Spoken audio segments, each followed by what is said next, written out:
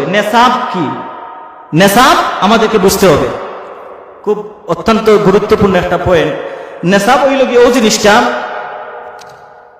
যার উপর 7.5 তোলা স্বর্ণ, ভালো করে বুঝবেন, 7.5 তোলা স্বর্ণ এবং যার উপর 52.5 তোলা রূপা আছে, অর্থাৎ এই 3 দিনের ভিতরে 10, 11, 12 এই 3 দিনের ভিতরে যার এই নেসাব পরিমাণ সম্পদ থাকবে, অথবা মনে করেন আপনার সোনা নেই কিন্তু আপনার টাকা আছে, এই পরিমাণ 52.5 তোলা রূপার মতো টাকা আছে, অথবা 7.5 তোলা স্বর্ণের মতো আপনার কাছে টাকা আছে, অথবা এক্সট্রা জমি, মনে করেন আপনার খাজনাই অনেক জমি আছে না, মনে করেন এগুলো আপনার এক্সট্রা অতিরিক্ত, এই সম্পদের মিল করে সম্পূর্ণ সবগুলা যদি মিল করে দেখা যায় যে 7.5 তোলা স্বর্ণের সমপরিমাণ হবে, অথবা 52.5 তোলা রূপার সমপরিমাণ হবে, তার উপর কুরবানি ওয়াজিব। এখানে বলা হয়েছে না যে 1 বছর থাকতে হবে, এরকম বলা হয় নাই।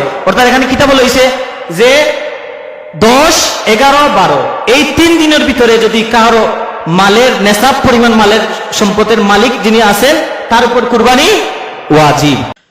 কুরবানি হচ্ছে প্রাপ্ত বয়স্ক সুস্থ মস্তিষ্ক সম্পন্ন মানুষ, ভালো করে বুঝবেন আপনারা, এটা জানার প্রয়োজন। সুস্থ মস্তিষ্ক প্রাপ্তবয়স্ক মুসলমান হতে হবে, মুসলমান সুস্থ মস্তিষ্ক এবং প্রাপ্তবয়স্ক মুকিম, যার উপর নেসাব পরিমাণ মালের মালিক, তার উপর কুরবানি ওয়াজিব। আপনারা আবার ভালো করে বুঝবেন, এখানে অত্যন্ত জটিল একটা বিষয়, নেসাব পরিমাণ, এটা আমরা অনেকে জানি না। আবার বলছি, কুরবানি হচ্ছে মুসলমান প্রাপ্তবয়স্ক সুস্থ মস্তিষ্ক সম্পন্ন বালেগ, অর্থাৎ যার আপনার নেসাব পরিমাণ সম্পদের মালিক আছেন তার উপর কুরবানি ওয়াজিব। এখন নেসাব পরিমাণের সম্পদের মালিক এটা কি, এটা আমরা অনেকে বুঝি না। নেসাব পরিমাণ অর্থাৎ জাকাতের, অর্থাৎ 11, 12, 13 জিলহজ, 10, 11, 12 এই তিন দিনের ভিতরে যদি কাহারও নেসাব পরিমাণ সম্পদের মাল থাকে 3 দিনের ভিতরে, এখানে জাকাতের ক্ষেত্রে বলা হয়েছে অর্থাৎ 1 বছর থাকতে হবে সম্পদ, জাকাতের ক্ষেত্রে বলা হয়েছে সম্পদটা 1 বছর থাকতে হবে, কিন্তু কুরবানির ক্ষেত্রে তা না। কুরবানির ক্ষেত্রে বলা হয়েছে যে আপনার 3 দিন 10, 11, 12 এই 3 জিলহজের মধ্যে যদি কোনো ব্যক্তির কাছে যদি নেসাব পরিমাণ সম্পদের মাল থাকে তাহলে তার উপর কি কুরবানি বলেন ওয়াজিব। তার উপর কুরবানি কি, আপনারা তো কথা কইবেন, আমি সিলেটি মানুষ আর শুদ্ধ ভাষায় খুব মাত্রা আপনারা জানি না, বুঝলা না বুঝলেন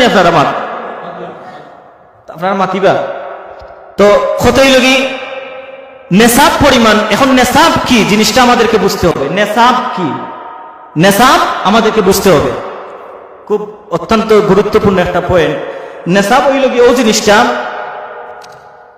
যার উপর 7.5 তোলা স্বর্ণ, ভালো করে বুঝবেন, 7.5 তোলা স্বর্ণ এবং যার উপর 52.5 তোলা রূপা আছে, অর্থাৎ এই 3 দিনের ভিতরে 10, 11, 12 এই 3 দিনের ভিতরে যার এই নেসাব পরিমাণ সম্পদ থাকবে, অথবা মনে করেন আপনার সোনা নেই কিন্তু আপনার টাকা আছে, এই পরিমাণ 52.5 তোলা রূপার মতো টাকা আছে, অথবা 7.5 তোলা স্বর্ণের মতো আপনার কাছে টাকা আছে, অথবা এক্সট্রা জমি, মনে করেন আপনার খাজনাই অনেক জমি আছে না, মনে করেন এগুলো আপনার এক্সট্রা অতিরিক্ত, এই সম্পদের মিল করে সম্পূর্ণ সবগুলা যদি মিল করে দেখা যায় যে 7.5 তোলা স্বর্ণের সমপরিমাণ হবে, অথবা 52.5 তোলা রূপার সমপরিমাণ হবে, তার উপর কুরবানি ওয়াজিব। এখানে বলা হয়েছে না যে 1 বছর থাকতে হবে, এরকম বলা হয় নাই।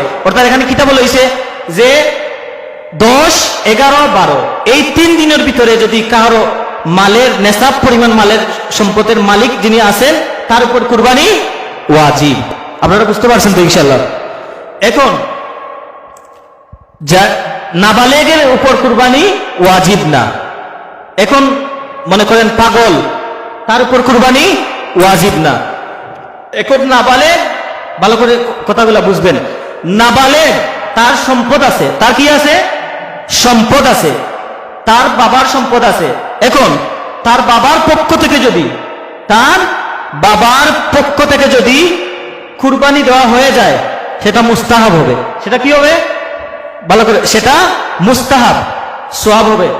অর্থাৎ নাবালেগ, অর্থাৎ তার উপর তো কোনো কুরবানি ওয়াজিব না, কিতা না? ওয়াজিব না। তার বাবার পক্ষ থেকে যদি দেওয়া হয়ে যায়, আদায় করে দেওয়া হয়ে যায়, এটা আদায় হয়ে যাবে, এটা মুস্তাহাব হবে।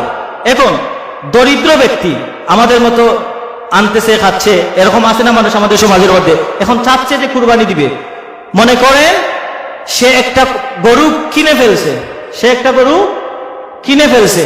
এখন কিনার পর, এই গরুটাকে কিনার পর যদি তার মধ্যে রাখে আর সে কুরবানির নিয়তে যদি দিয়ে দিতে চায়, তাহলে তারও কুরবানি ওয়াজিব হয়ে যাবে। সুবহানাল্লাহ, সুবহানাল্লাহ। দেখেন আল্লাহ আমাদেরকে কিন্তু, উলামায়ে কেরামগণ আমাদেরকে খুব সুন্দর করে সবগুলাকে বিশ্লেষণ করে দিয়েছেন। এখন আপনারা তো আশা করি বুঝতে পারছেন। অর্থাৎ এখন 4টা বিষয় কিন্তু আমাদেরকে ধারণা রাখতে হবে যারা কুরবানি দিবেন। আপনারা এখানে যারা কুরবানি দিবেন, 4টা বিষয় সম্পর্কে আপনারা মাথায় রাখতে হবে। 4টা বিষয় কি কি? ফার্স্ট, নাম্বার 1 হচ্ছে আপনার নিয়ত পরিশুদ্ধ করা।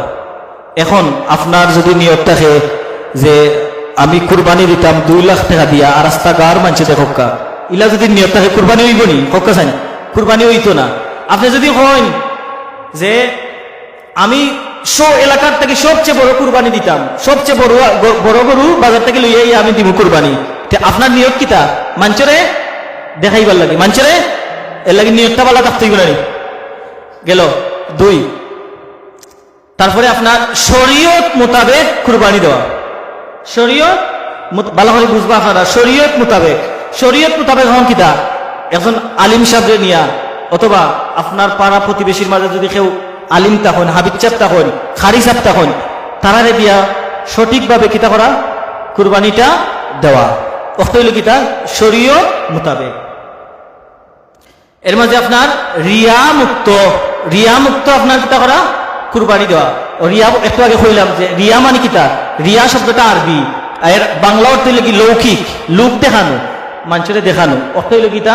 রিয়া। আল্লাহ তাআলা যেন আমরা কবুল করেন। আর একটা আমার মাইন্ডে আননা, তো আপনারা বিশেষ করে দয়া করে কইব, ওই যে বিষয়গুলা, বালেগ হইতে হইব, প্রাপ্ত বয়স্ক হইতে হইব, সুস্থ মস্তিষ্ক থাকতে হইব। কারণ পাগলের উপরে কুরবানি কিন্তু ওয়াজিব না। আল্লাহ তাআলা যেন এই সমস্ত আমরা আল্লাহ কবুল করেন। সবাই আমিন।